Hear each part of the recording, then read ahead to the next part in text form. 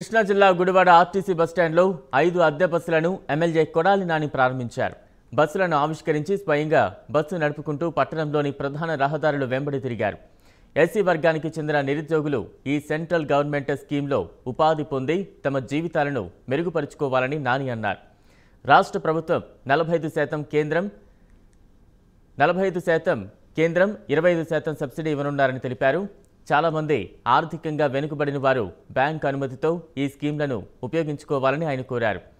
ఈ 5 బస్సులు ప్రతిరోజు గుడివాడ నుంచి బంటుమిల్లికి, గుడివాడ నుండి కైకలూరుకు 4 ట్రిప్పులు చొప్పున తిరగనున్నాయని, ప్రయాణికులకు మెరుగైన సేవలు ఆర్టీసీ అందించనున్నట్టు తెలిపారు.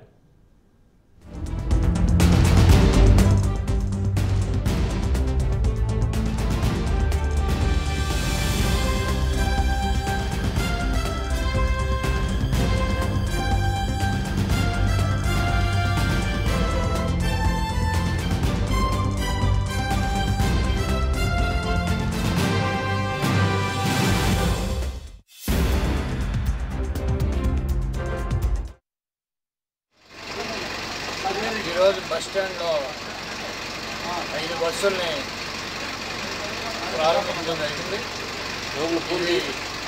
బంటిమిల్లి, కైకలూరు ప్రాంతానికి గుడివాడ నుంచి రోజు 4 ట్రిప్పులు, 4 సర్వీసులు, ఒక ట్రిప్పు 5 ట్రిప్పులు, ఒక సర్వీసు తిరిగితే దాదాపు 4 బస్సులు 280 కిలోమీటర్లు, ఒక బస్సు 340 కిలోమీటర్లు ప్రయాణం చేస్తారు. వీటిని మా వెంకటేశ్వర గారు, కిషోరు, జగన్ ముగ్గురు కూడా ఈ 5 బస్సులను నిర్వహిస్తారు. దీనికి స్టేట్ గవర్నమెంట్, సెంట్రల్ గవర్నమెంట్ కలిసి స్టేట్ గవర్నమెంట్ సబ్సిడీ